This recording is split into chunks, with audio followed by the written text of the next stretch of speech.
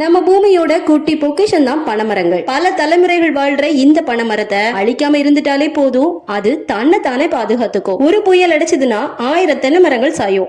ஆனா பனைமரம் சாய ஒரு வாரம் புயல் அடிக்கணும்னு சொல்லுவாங்க. ஒரு பனைமரம் முளைச்சதுல இருந்து சாகுறது வரைக்குமே தன்னோட ஒவ்வொரு பாகங்களை வச்சு அவ்வளவு பலன்களை நமக்கு தந்துட்டு தான் சாகுது. தன்னோட இறுதி காலத்துல தனக்கு தானே பூச்சொடி மகிழ்ந்து உயிரை விடும் மரம் தான் பனைமரம். இப்படி ஒரு வாரம் இடி விழுந்தாதான் பனைமரம் சாயும்னு சொல்லுவாங்க.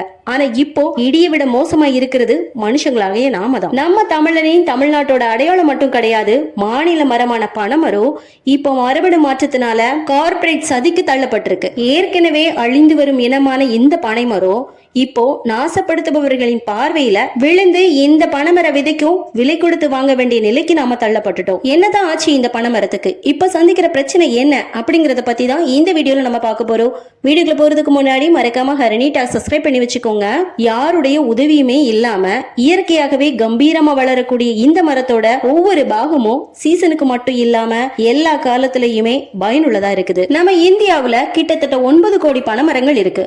அதுல 5 கோடி பனைமரங்கள் தமிழ்நாட்டுல மட்டும்தான் இருக்கு. இந்த 5 கோடி பனைமரத்துல நம்மளால 10% அதாவது 50 லட்சம் பனைமரங்களையாவது பாதுகாத்து மதிப்பு கூட்டல் செஞ்சிட்டோம் அப்படின்னா கிட்டத்தட்ட 5000 கோடி சம்பாதிக்கலாம். இந்த பனைமரம் ஏறுறவங்க கிட்டத்தட்ட 5 மாதங்கள் மட்டும்தான் வருமானத்தை பார்க்க முடியும். ஏன்னா சீசனே இந்த 5 மாதங்கள் தான். வருமானம் இவங்களுக்கு குறைவு அப்படின்னாலும் இந்த தொழிலை விட்டு இவங்களால வர முடியல அப்படிங்கிறது தான் உண்மை. உலகம் முழுவதுமா மொத்தமா 2600 to 2800 பனைமர வகைகள் இருந்தாலும் நம்ம தமிழ்நாட்டு பனைகளின் பொதுவான வகைகள் என்னன்னு பாத்தீங்கன்னா ஆண் பனை, பெண் பனை, கூந்தம்பனை, தாளிப்பனை மற்றும் குமுதி பனை. இதுல ஆண் பனைய அழகு பனை அப்படின்னும் பெண் பனைய பருவ பனைன்னு சொல்லுவாங்க. இந்த ஆண் பனையில நொங்கு காய்க்காது, ஆனா பதநீர் எடுக்கப்படுது. அதிக நீர்ச்சத்து கொண்ட சுவையான நொங்கு காய்க்கும். சுத்தமா மரத்துல இருந்து எடுத்த பதனியை ஊற்றி காய்ச்சி அச்சில ஊற்றி தயாரிக்கப்படுற கற்பட்டிகள் இன்னைக்கு பல நோய்களுக்கு மருந்தா பயன்படுது. ஆனா இப்போ அதுக்கு விலை போட ஆரம்பிச்சிட்டாங்க நம்ம கார்ப்பரேட். இயற்கையின் ரகசியங்களை தெரிந்து கொள்ற சாவிதான் மரபணு ஆராய்ச்சி. மரபணுன்னு சொல்லும் போது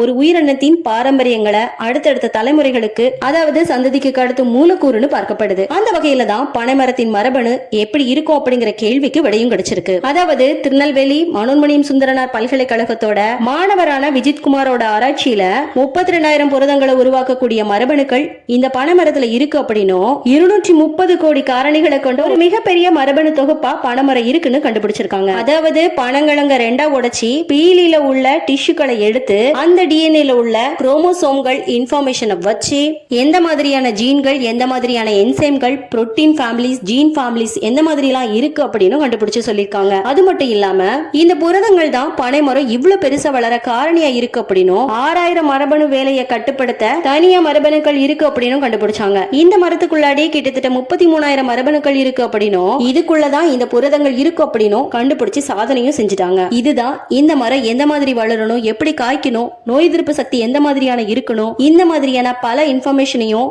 கண்டுபிடிச்சது மட்டும் இல்லாம பதநீர்ல அதிகமான குளுக்கோஸ், ஃப்ரக்டோஸ், சுக்ரோஸ் இனிப்பும் இருக்கு. இந்த இனிப்பை உருவாக்கக்கூடிய நொதிகளோட மரபணுக்களையும் கண்டுபிடிச்சாங்க. குட்டை ரக பனைமர ஆராய்ச்சி ஒருபுறம் போயிட்டு தான் இருக்கு. குறைவான காலத்துல அதிக விளைச்சல தரக்கூடிய வீரிய ஒட்டு ரக விதைகள்னால பாரம்பரிய விதைகள் அழிவை நோக்கி போயிட்டு இருக்கு. இப்போ அந்த வரிசையில 150 ஆண்டுகளுக்கு மேல பலம் தரக்கூடிய பனைமரமும் சேர்ந்துடுச்சு. ஒரு வாரமா இடி விழுந்தாதான் பனைமரம் சாயுன்னே சொல்லுவாங்க.